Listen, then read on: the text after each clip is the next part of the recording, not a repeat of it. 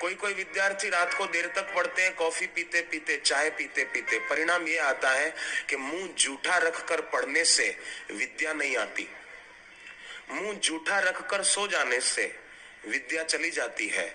इसलिए रात को सोने से पहले अपना मुख अच्छी तरह साफ करके सोएं।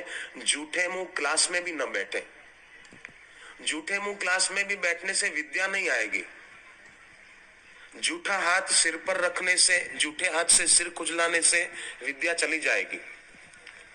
और जब हम रात को सोएं तो नींद में हमको गंदे सपने या डरावने सपने न आए, उसके लिए सोने से पहले 2-4 मिनट भगवान का नाम जप करके सोएं। नींद में डरावने सपने, गंदे सपने नहीं आएंगे अगर सोने से पहले हरये नमः, हरये नमः, हरये नमः, हरये नमः मन में जप करते करते सोएं। गंदे सपने, डरावने सपने से हमारा बचाव होगा।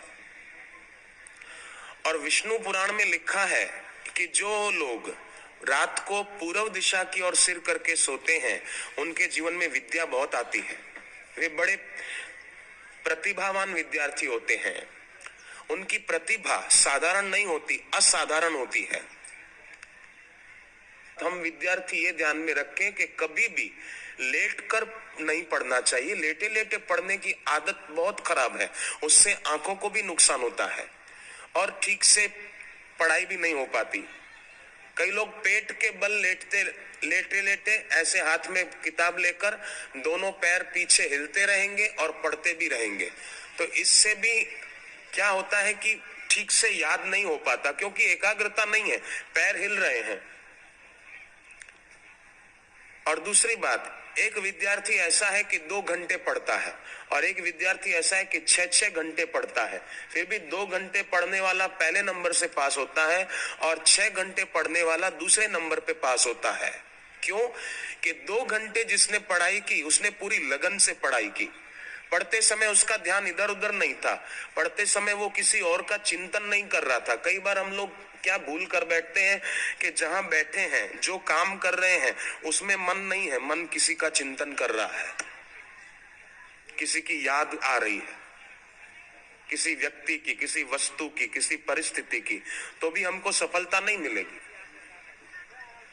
जिस समय जो काम करें उस समय पूरा उसमें एकाग्र चित्त होकर वो काम करें। स्वामी विवेकानंद एक बार जा रहे थे,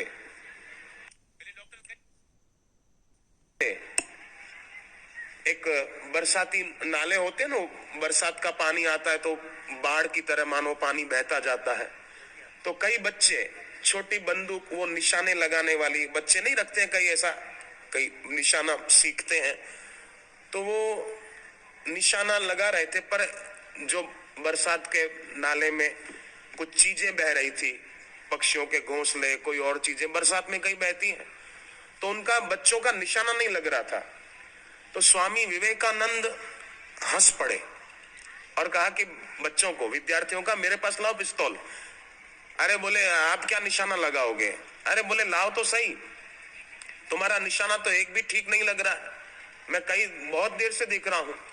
तो बच्चों ने कहा कि इसमें क्या बड़ी बात है स्वामी जी, पानी बह रहा है, बहते पानी में स्वाभाविक है निशाना ना भी लगे, थोड़ा आगे पीछे हो जाए, क्योंकि वो वस्तुएं बह रही है।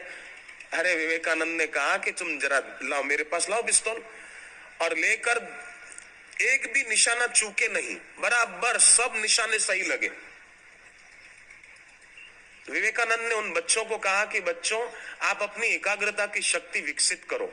रोज सुबह ध्यान में बैठो थोड़ी देर, स्वस्तिक गणेश जी का चिन्ह बनाकर अपने सामने रखो, या अपने गुरुदेव की तस्वीर अपने सामने रखो और उसको एकटक देखो। आंखों की पलकें हिले नहीं, आंखों से थोड़ा पानी गिरेगा, आंसू निकलेंगे, पर डरना नहीं, प्रयोग चालू रखो। 20 मिनट, 25 मिनट, आधा घंटा अगर आप ये प्रयोग रोज करें तो मैं दावे से कह सकता हूं आप विद्यार्थियों को ट्यूशन की जरूरत भी नहीं पड़ेगी और आप बहुत अच्छे नंबरों से पास हो सकते हैं। आपकी याद शक्ति चमत्कारिक ढंग से विकसित हो सकती है, मैं दावे से कह सकता हूं।